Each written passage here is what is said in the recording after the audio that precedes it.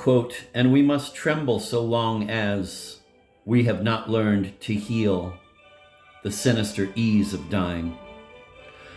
End of quote. I say to myself these verses of Victor Hugo, written almost a century ago about the dead of the Commune, whenever I think of those young men and that young girl who threw themselves into the flames rather than accept the world which had been made for them. Perhaps it is the first time in our Occidental society that a voluntary immolation like that has outraged the morality of vested interests, good sense, and the notion of adapting to the world as it is. But is such an immolation really voluntary?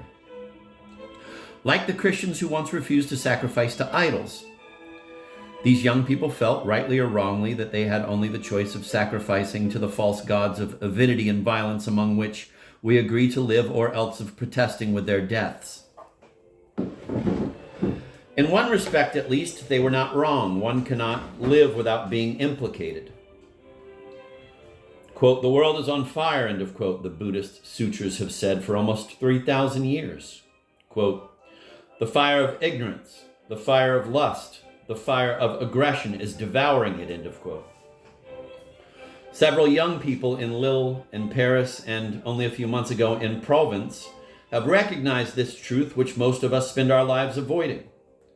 They quit a world in which wars more radically destructive than ever take place amidst a peace which isn't really peace and tends too often to become as destructive as war itself for man and his environment.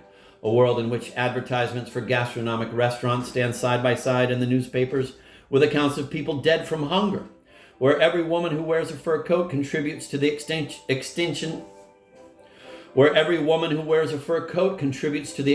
of a living species, where our passion for speed aggravates every day the pollution of a world on which we depend for life, where every avid reader of murder mysteries or of sinister news items and every spectator at films of violence contributes, without knowing it, to this passion for killing which has resulted in the millions of people put to death in the past half century.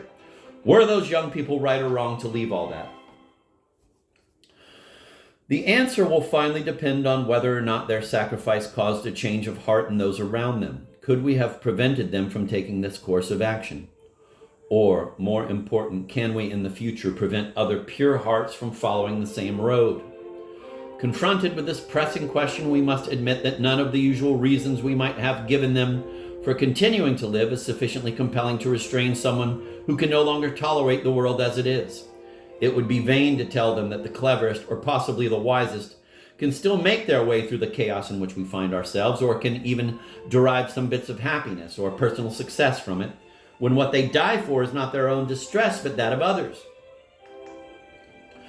It seems that against this Buddhist monk type of sacrifice, so deserving of admiration in the very depths of its horror, one can usefully counterpose only the tradition which claims that Buddha himself, on the point of entering into peace, decided to remain in this world so long as one living creature needed his help.